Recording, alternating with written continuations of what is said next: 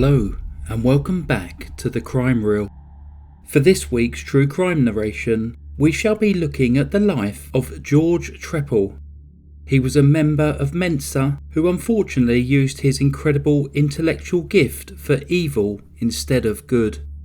George was born in New York on the 23rd of January 1949.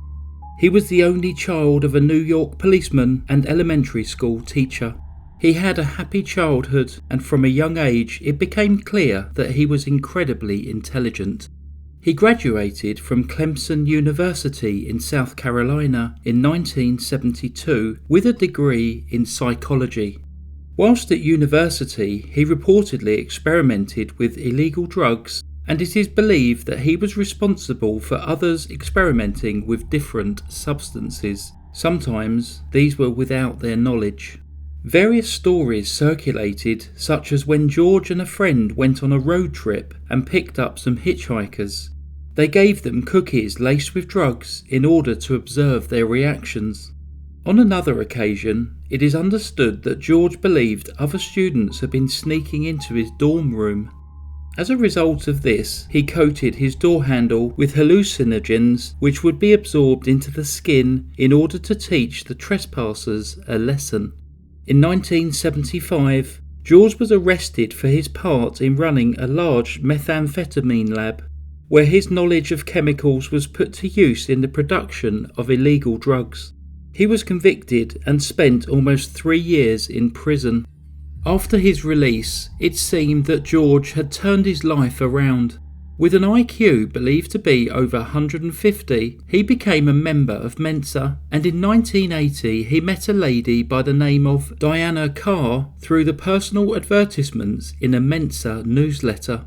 Diana was also highly intelligent and was one of the first female orthopedic surgeons in the US, as well as being a licensed pilot. Diana and George married in 1981, and soon after they moved to a house in Alturas, Florida, which was a small community about an hour away from Orlando. They lived on a peaceful road, their home set amongst orange groves, and other than one house opposite them, their nearest neighbours were a quarter of a mile away. Both George and Diana enjoyed the solitude and privacy their home gave them. It is believed that George was so protective of his peace that he would not even own a television set. On the odd occasion when Diana wanted to watch a show, she would need to visit a friend's house to do so. In the house opposite lived a man by the name of Pye and Carr. Pye was known as Pye. He was no relation to Diana, whose maiden name was also Carr. Following his divorce, Pye lived at the house opposite George and Diana with his 2 children, Tammy and Travis. The Carrs and the Trepals did not really interact, preferring to keep to themselves. In 1987, Pye met a divorced mother of 3, 41-year-old Peggy Alexander, and within a few months of dating, the pair married. Peggy had 3 children from her previous marriage, Galena, Alan and Dwayne. Galena also had a daughter of her own, 2-year-old Casey. After Peggy and Pye's wedding, the 2 families began living together in Pye's house. Peggy's son, 18-year-old Alan, had left to pursue a career in the Navy, but even so, the newly blended family struggled to have enough space. With the house across the road now bustling with a married couple, 4 teenagers and a toddler, George and Diana felt that their peace had been shattered. Peggy worked hard in her job as a waitress and looking after the children, but within months of their wedding, cracks began to show in her relationship with Pye. After less than 6 months of marriage, Pye had started to work late and stay away from home, and it is believed that Peggy caught Pye with another woman, prompting her to leave him. After he begged for forgiveness, she returned to the house, but the dynamic of their relationship had changed. In an attempt to ease their cramped living situation, Pye decided to convert their garage into accommodation for Peggy's daughter, Galena, and her daughter, Casey. Peggy, meanwhile, worked long shifts at the Nicholas family restaurant in Bartow and focused her attention on the children. The kids seemed to be happy in their new surroundings, enjoying pool parties and riding their ATVs, much to the annoyance of George and Diana. Diana would frequently complain to Peggy and Pye about the noise levels, but it would seem that these complaints were simply ignored. Barking dogs, loud music, and ATVs being ridden over their property were infuriating George and Diana. However, Peggy was not interested in their complaints and would continue with this inconsiderate behaviour. In March 1988, Pye was contacted by the City Council with regard to the conversion of his garage into living quarters. He had been keeping the construction a secret in order to avoid having to pay for expensive permits. Someone had informed the City Council, which resulted in a large fine and suspension of the project until all of the necessary paperwork had been completed. Pye was convinced that it was George who had reported this, as, in such an isolated area, it was unlikely that anyone else would have even known about the construction. 4 months later, in July of 1988, a typed letter arrived addressed to Pye. It read, "You and all your so-called family have 2 weeks to move out of Florida forever, or else you will all die. This is no joke." Once again, Pye assumed that George was responsible, but simply brushed it off as an idle threat. However, Peggy was starting to become increasingly concerned and warned the children to quieten down, but in reality, little actually changed. The relationship between the two families became ever more strained. On October 21st, 1988, again furious because of the noises the Carr family were making, Diana confronted Peggy. Diana was screaming, ranting and swearing in a reaction that seemed completely out of proportion to the noise being made. When Peggy did not agree to Diana's demands for quiet, Diana left shouting, "You won't get away with this. This isn't over." 2 days later, on 23rd of October 1988, while completing her shift at the restaurant, Peggy started to feel unwell.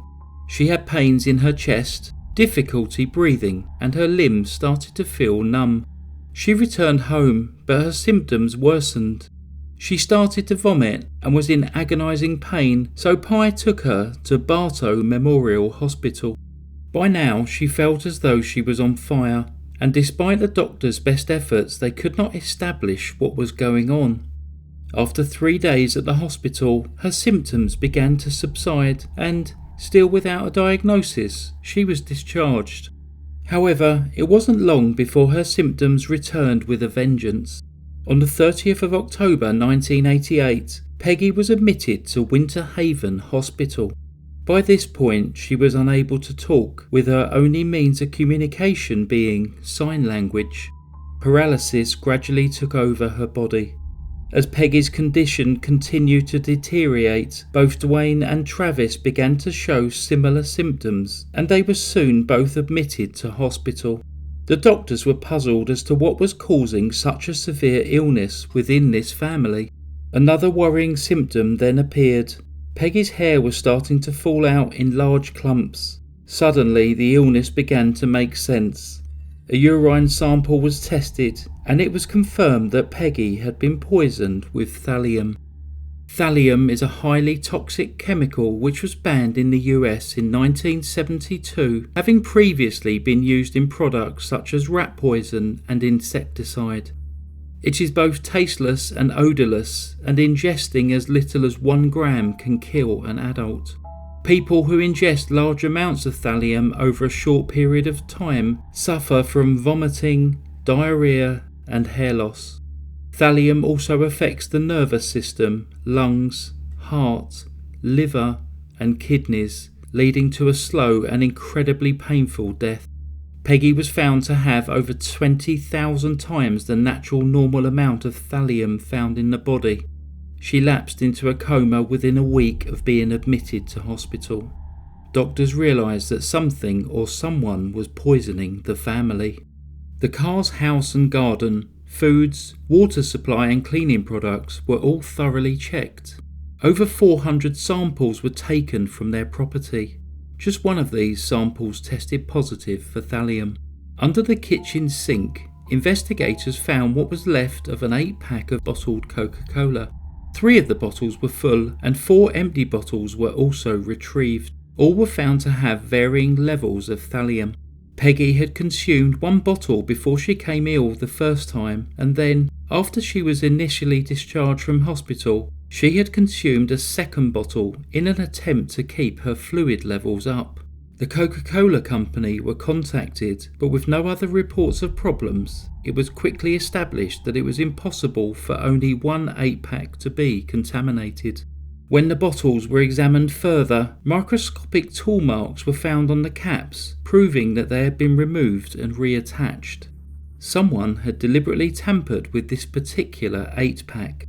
As the person closest to Peggy, and due to their marital problems, suspicion initially fell onto Pye. However, further testing of the family found the whole family had been exposed to varying degrees, including 2-year-old Casey. It seemed unlikely that Pye would have poisoned them all, including himself, if he only wanted to kill his wife. The authorities had no idea as to who was responsible for contaminating the drinks.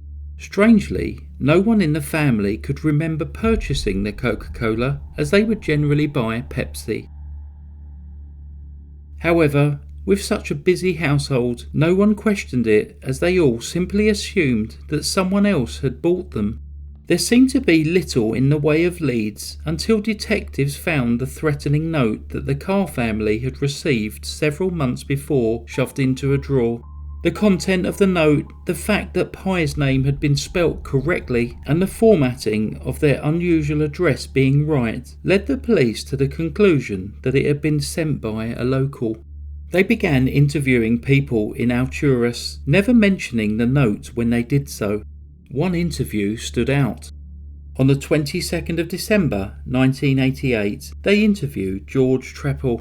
George was awkward and fidgety throughout the interview, and when asked why he thought someone would want to hurt the Carr family, he replied that maybe someone wanted them to move out of the neighbourhood.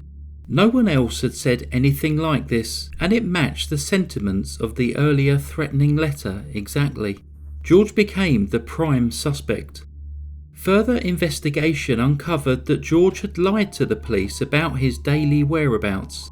He told them that he accompanied his wife to work every day, when in reality he stayed at home. This would have given him time to access the Carr's property, as it had already been established that they rarely locked their doors. The police also discovered that George was an experienced chemist and found out about his criminal record for his role in the methamphetamine lab. One of the byproducts of methamphetamine production is thallium. They also found that George regularly produced homemade wine and owned a device that was used to seal metal caps onto bottles. The police were convinced that George was responsible for poisoning the Carr family, but they did not have enough evidence to prove it. On 3rd of March 1989, over 4 months after she was poisoned, Peggy's life support was switched off. She was just 41 years old.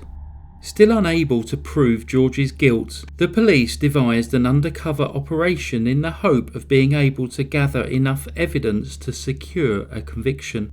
A policewoman by the name of Susan Goreck would pose as a fellow Mensa member by the name of Sherry Gwynn. Both George and Diana were active members of Mensa who organised murder mystery weekends for fellow Mensa members. The 4th annual weekend held at the Winter Haven Holiday Inn was fast approaching, and as Sherry, Susan was able to secure an invite. Sherry's story was that she was new to the area and going through a messy divorce from an overbearing husband. As she arrived at the murder mystery event, she received a leaflet detailing the theme for the weekend and was shocked when she read, "Few voodooists believe that they can be killed by psychic means, but no one doubts that they can be poisoned. When a death threat appears on the doorstep, prudent people throw out all their food and watch what they eat. Hardly anyone dies from magic. Most items on the doorstep are just a neighbour's way of saying, 'I don't like you. Move or else.'" Knowing that George meticulously planned every detail of the event, Sherry played up to his ego, complimenting him on how successful it had been. Sherry forged a friendship with the couple and was invited to spend time with them. This included even going to dinner at the house of the man she suspected of mass poisoning. Sherry opened up to George about the messy divorce she was going through, and at one point George even suggested that she should blackmail her husband or send poisoned flowers in order to get what she wanted. Unfortunately, Susan, as Sherry, was still no closer to finding any concrete evidence to link George to Peggy's murder. The undercover operation, which should have lasted only a few weeks, had been dragging on for 8 months. By November 1989, Diana had decided that she wanted to set up a new practice in Sebring, in Florida, and, as such, her and George were planning to move away and rent out their home in Alturas. Susan saw an opportunity and, as Sherry, immediately jumped on the opportunity to rent the house from them. With Sherry now having access to the house, a full search was performed. A secret passageway was found which led to a room full of bondage equipment and a mannequin. Unsettling, but nothing to implicate George for murder. A search of the garage revealed many different chemicals, one of which, a small brown bottle containing a white substance, was found to contain thallium. Finally, the case was coming together. In an attempt to gain further evidence, shortly before the police planned to arrest George, Sherry asked him to meet her in a local McDonald's, where a hidden camera recorded their meeting. Sherry told George that she was concerned as 2 officers working on a poisoning case had visited her to ask what she knew about him. Sherry handed George the officers' business cards. George seemed shocked and asked what they were inquiring about and whether they were asking about just him or Diana as well, stating, "I hope I'm not a prime suspect, that could be messy." Early on the 7th of April 1990, the police, armed with a search warrant, approached George and Diana's home in Sebring. Susan, who still did not want to break her cover, called George and kept him chatting on the telephone. When the police knocked at the door, Diana refused to let them enter and had to be physically restrained. George was finally arrested for his crimes. A search of the house revealed many suspicious items, multiple books about poison, including one written by George, a binder with the title General Poison Guide. This book included photocopied pages from a book about detecting poison in human organs, particularly thallium, which was covered in George's fingerprints. Frighteningly, there was a secret room in this house as well. The window had been sealed shut and there was no inside door handle. There were also shackles on the wall and a makeshift pulley system designed to lift someone on and off of the bed. A couple of days before his arrest, George had invited Sherry over to see the new house, but she said that she was busy. Was it possible that this room had been set up with her in mind? Diana was not implicated in any of the crimes and firmly believed in her husband's innocence. She stated that the secret room was a dark room for photography and the items inside were simply props for their murder mystery weekends. She claimed that the thallium bottle found at their old house must have been planted there. George was charged with 1 count of murder, 6 counts of attempted murder, 7 counts of poisoning, and 1 count of tampering with a consumer product.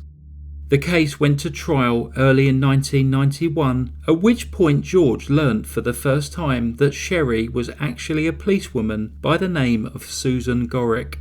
The prosecution presented a long chain of circumstances that they claimed showed George's guilt and stated that the jury would need to believe that all of these were simply coincidences to believe in George's innocence. Meanwhile, the defence argued that all evidence was weak and circumstantial, even stating that if the evidence pointed to George, it also pointed to Diana, who was never accused of any crime. George was so convinced that he would be acquitted that he arranged a ride home for the last day of the trial. However, on the 5th of February 1991, After deliberating for just a few hours, the jury found him guilty of all charges. The following day, he was sentenced to death. Peggy's son and stepson, Dwayne and Travis, were both hospitalised for many months following the poisoning, but thankfully eventually made a full recovery. Despite always defending George, Diana divorced him in 1996 and later remarried. She died in October 2018 at the age of 69. Pye Carr also went on to remarry and died in July 2020 at the age of 76. As for George, he remains on death row at the Union Correctional Facility in Florida to this day, having exhausted all of his appeals. He still maintains his innocence. That concludes today's story. Just a very quick thank you to Fade Black for recommending this story. I call him Fadey B, and I believe he may be from New Jersey. Please add any comments down below as usual. As always, I will try and read them. Thanks very much for listening to The Crime Reel. Stay safe.